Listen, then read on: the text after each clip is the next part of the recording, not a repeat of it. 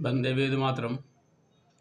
श्रीमद् भगवत गीता के दूसरे अध्याय में योग शब्द को बड़े ही अच्छे ढंग से और व्यवहारिक रूप में प्रस्तुत किया गया है, परिभाषित किया गया है।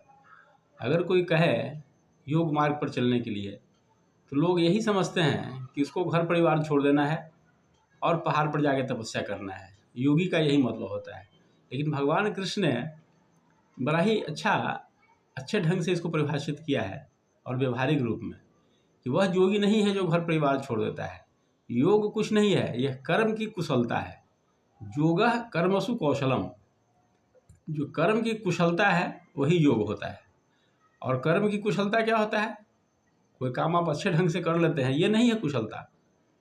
भगवत गीता के अनुसार कर्म की कुशलता का मतलब है कि समभाव में स्थित होकर कर्म करना। जय में, पराजय में, लाभ में, हानि में, सुख में, दुख में, उत्थान में, पतन में, मान में, अपमान में, सब में एक भाव बनाए रखिए, समभाव बनाए रखिए। यही समत्व बुद्धि है और इसी को कहते हैं कर्म की कुशलता। जो समत्व भाव से कोई भी काम करता है संसार में और हर विपरीत परिस्थितियों में अपने आप को सम बनाए रखता है, वही योग है। इसी को योग कहते हैं और यही कर्म की कुशलता है। कोई कर्म फैंसी ढंग से हो, ये कुशलता नहीं होती है।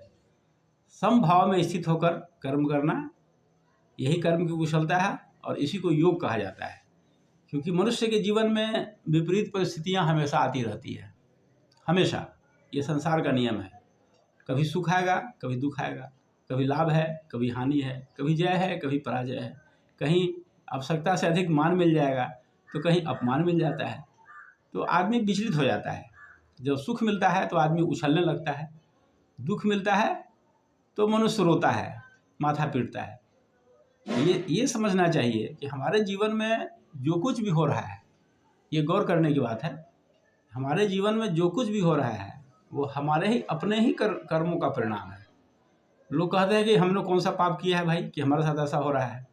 अरे आप कब से अपने आप को जानते हैं? हमने तो केवल शरीर को ही अपना मान लिया है। शरीर का जब जन्म हुआ तब से अपना जन्म मानते हैं, लेकिन ऐसी बात नहीं है। अनेक जन्म हमारे आपके हो चुके हैं।